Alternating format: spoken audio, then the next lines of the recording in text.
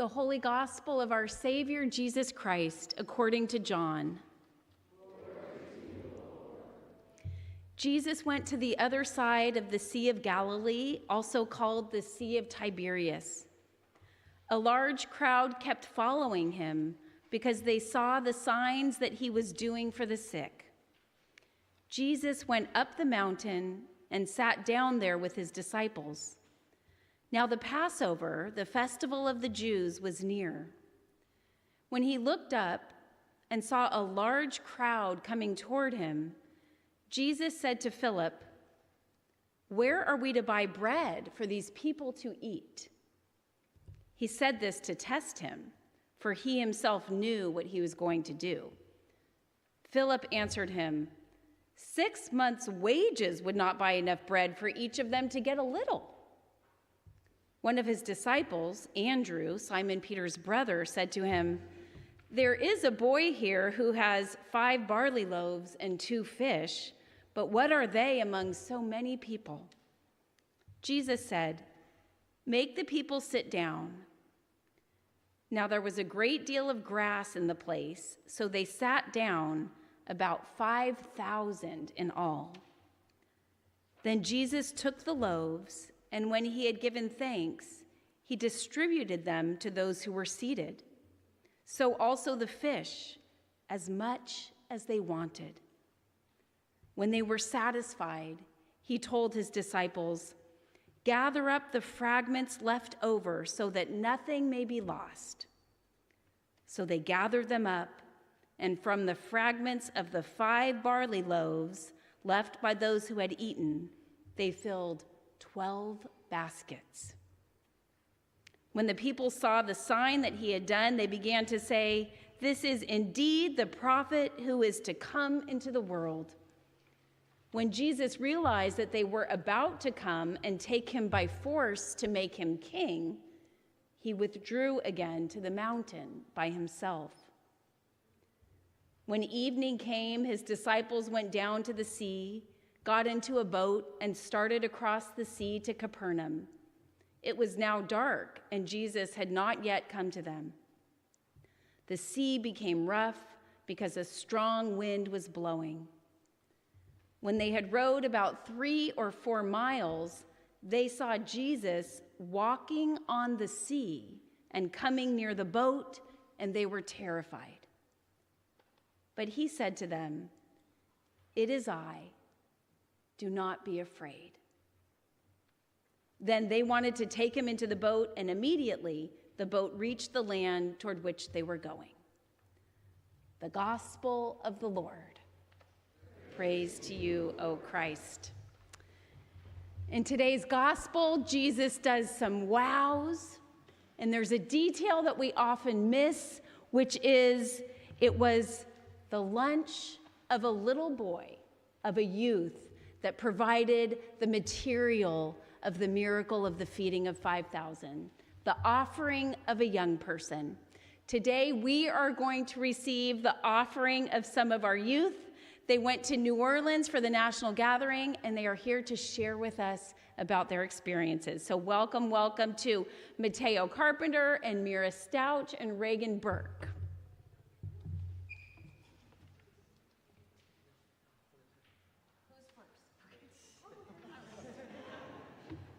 I guess.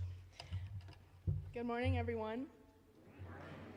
I want to start by expressing how incredibly grateful I am for the opportunity to attend the ELCA Youth Gathering in New Orleans.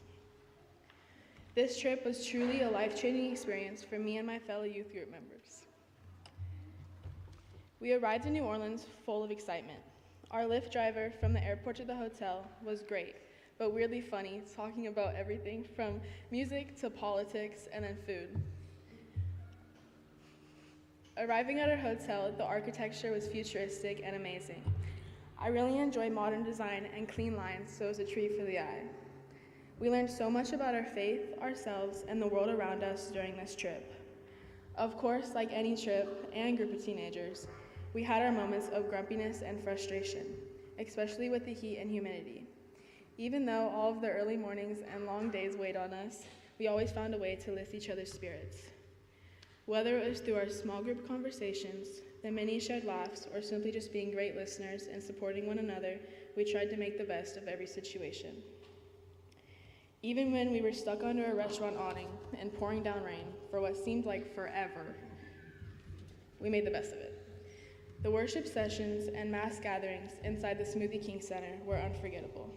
Screaming, singing, praying, and praising God with thousands, over 16,000 youth was so powerful. It reminded me we're part of a bigger faith community and we're never alone. One of the places I saw God was while visiting the St. Louis Cathedral. It was so amazing and beautiful in there. I felt so peaceful and really felt God's presence. I'm really thankful for the friendships we strengthened and the new ones we made. We shared so many special moments together. On the first day at Gathering, we talked about being brave. There was this quote by Michael Chan. Our first great act in this world is to be changed, from a creature that lives in the depths of the womb into a being that belongs to the whole human community. We are born in the shadows, but we are made to be light to all around us. I really felt that because being a light takes bravery. While journaling, Joe asked, "What does it mean to be brave?" And my answer was that being brave means stepping out of your comfort zone and embracing your light and your true authentic self, even when it's scary. I feel like I was brave this whole trip. Even though I'm a social person at home, I talked to everyone here too without feeling nervous. I gave everyone high fives, asked people where they're from, laughed, danced with them, and also had serious conversations. I want to thank everyone who made this trip possible. Our church community, our families, and especially our leaders, Joe and Emily, and their bravery for taking us teenagers. Because without them, this trip wouldn't be possible. Your support and encouragement made this incredible experience a reality, and I am forever grateful. Be brave and let your light shine. Thank you.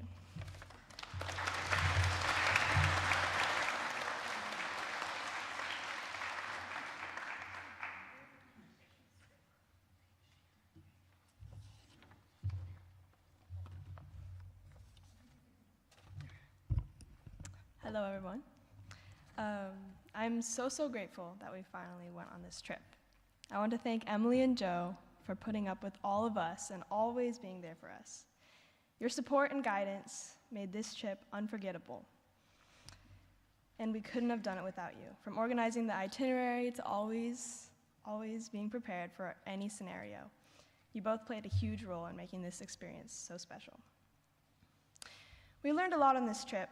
We experienced a lot on this trip. We saw alligators in the swamp, like 20 alligators. It was crazy. We ate Creole food, we danced and sang with people across the country. We walked around the whole city. But we also got tired after walking all day. My phone got waterlogged from all the rain. And we were sweating the second we stepped out of the hotel. On the New Orleans trip, I learned that to be free is to embrace all that is and all that you are, even if it's a bit uncomfortable. Sometimes you have to be a bit uncomfortable to be appreciated. One day of the trip, we waited for almost 2 hours for the rain to stop, and most of the time we had to suck it up and walk through it. I'm not gonna lie, it kind of sucked having soggy shoes and socks all day. But the next day, I appreciated the good weather, live music, and fluffy beignets even more because of it. To be free is to also accept yourself, not just the rainy weather. We often cover our true selves with the expectations of others, but as Drew Tucker said in his sermon at the gathering, God's image shines through the you that is truly you, and it is that you that God set free. It's easier to be like someone else and hide your true self. But if you try to be someone else, you'll miss out on everything that makes you unique and special. In some situations, you might feel embarrassed to be yourself, but I've learned that you have to face a little discomfort to see yourself as God sees you and to truly be free. By embracing who you really are and letting our true selves shine, we find the joy in living life fully and authentically. Freedom means accepting every part of our journey and ourselves.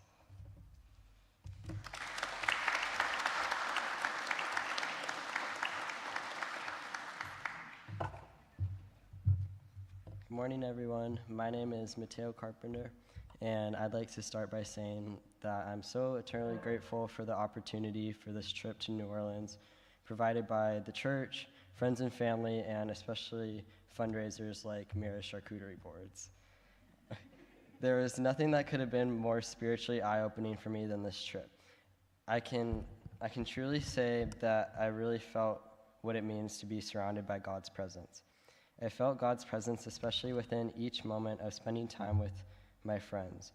This group of people that I was able to go with is something that I would never change. With each of them, there was always a loving, supportive, caring, and even partying energy which never stopped the entire trip. Being surrounded by over 16,000 Lutherans and evangelists also taught me what it means to follow and believe in what we all do. I have never felt the more supportive and welcomed in my life. Not just that, but hearing sermons in the Smoothie King Arena for the gathering was extremely inspiring and enlightening for me. Additionally, whether we were at the convention center, the Smoothie King Arena for the gathering, the market, or just adventuring around the city, we always ran into people from the gathering. Each person I talked to was extremely kind and easy to talk to. It was such a cool experience to be able to meet so many people from different parts of the country, and just such a genuine, amazing opportunity. I can't thank this church and everyone that made this trip possible enough, especially Joe and Emily. This has been one of my favorite experiences ever, all while teaching me many important lessons. On Wednesday, the second day of the gathering's theme word was authentic. A sermon from one of the speakers really spoke to me, specifically when they said, in life, you can either live with a mask on or no mask at all. There is no third option. And after hearing that sentence, I thought, well, maybe there could be a third option, but in actuality, there really isn't. And at the end of the day, you have the choice between pretending to be someone you're not, to usually please others or just to fit in, or you can be the unique individual and authentic person God created you to be. On the fifth day, the theme word was disruptive. We wore blue shirts that said, "Born to be disruptive." That day in the French Quarter Market, a lady walked up and asked me, "What exactly do your shirts mean, like being disruptive?" And I responded by saying that the meaning of being born to be disruptive is being born to create a positive and impactful change in the world where we find things unjust. I walked away from that conversation thinking more about that being the exact point, that we, no matter how small we are, can make impactful change for the better.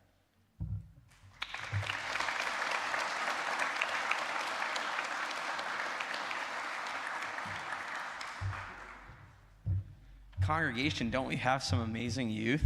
Let's give it up.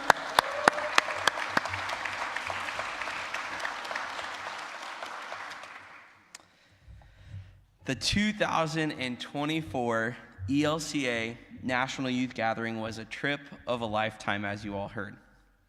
I am proud to say that this was my fourth gathering, my first as a youth director in charge of kids. For anyone wondering how I made it through, I can confidently say it was pretty easy. I know, that's kind of crazy, but it was really easy. Thank you to Emily, who said yes, and for keeping us organized. And thank you to this amazing group of kids who helped push each other through each day. They were very long days. I mean, we walked 10, 12 miles a day, easily, maybe more. I'm also thankful for my Hoka shoes, coffee, and this was a first, Airborne. Every night, it worked. It's interesting how today's reading of Jesus feeding the 5,000 lines up with Youth Gathering Sunday. Now, when we recount the lesson, we hear a discussion between Jesus and the disciples. The disciples are confused as to how Jesus is supposed to feed everyone with just a few loaves of bread and some fish. At first, the disciples wanted to send and encourage the 5,000 people to go and buy food from local towns and villages. Jesus takes a look at the disciples and essentially says the equivalent of, "I've got this." I still wonder about the facial expressions, the internal emotions, and thoughts these disciples were having when they heard this response from him. The story teaches us about Jesus' example of faithful leadership addressing the needs of the people. Jesus sees the need, listens, and then performs the miracle. I look at the youth gathering in the same way, or in a similar way.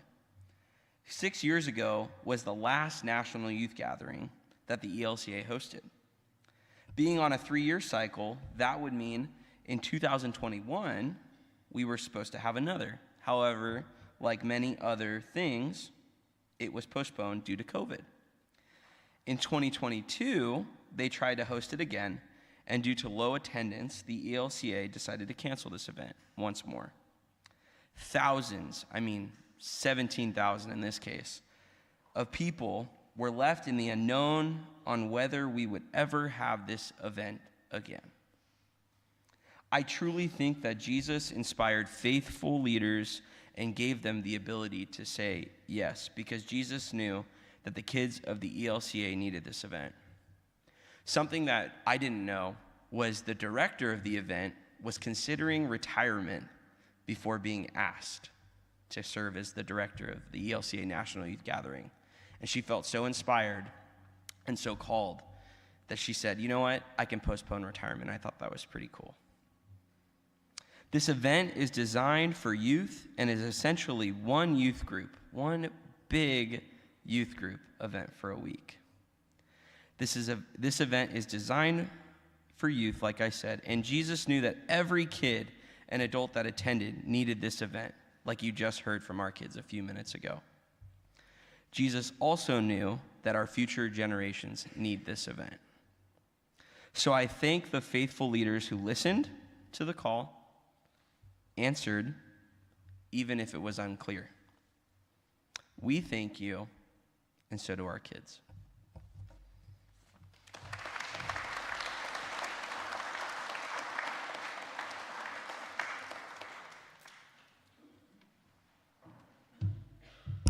Thank you all. We hear the gospel story. We see what Jesus does, how he can take a little bit and make it be enough. And we say, wow. We listen to you and we say, wow. When we gather around God's table, abundance is there, not just in the Bible stories, but even here today.